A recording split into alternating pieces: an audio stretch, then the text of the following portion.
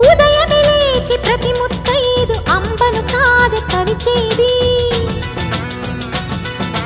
తన మదిలోని కలకలనన్ని అమ్మలకేగ తెలిపేది నెలతలే లేకుంటే దేవుడికి నెలవేది భక్తులే రాకుంటే గుడికి ఇక వెలుగేది దయతోటి కుంకుమ పూలు అక్షింతలు మనమంతా ఇవ్వాలి తన తాళి నిలపాలి తాళి కాచి ముత్తైదా